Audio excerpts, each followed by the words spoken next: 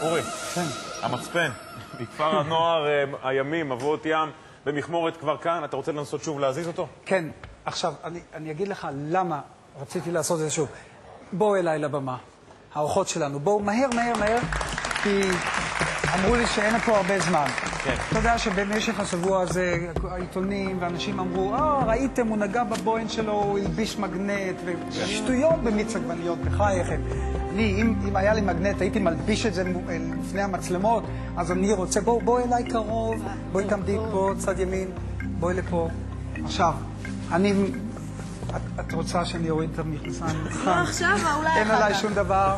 תסתכלו, באוזניים, בשערות, בבקשה. תאמינו לי. ועכשיו אנחנו עומדים לנסות להזיז את המצפן הזה עוד פעם. והידיים שלי לפני המצלמה, אני גם שם אותם מעל המצפן, שתראו שזה לא זז. אבל אני רוצה שתעשו ככה, עם היד, ככה. בואי יותר קרוב, וכשאני אומר 1, 2, 3, אתם, חבר'ה, תעשו לי טובה, תעזרו לי. אני מקווה שזה יצליח. אז 1, 2, 3, אתם צועקים זוז. עכשיו, אתם מתקרבים למצפן כמה שיותר, ואתם ממש צועקים. אוקיי, 1, 2,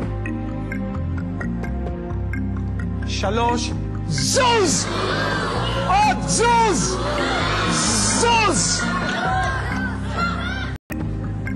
כל הכבוד. תודה רבה. זהו. אורי, כל הכבוד. ביי.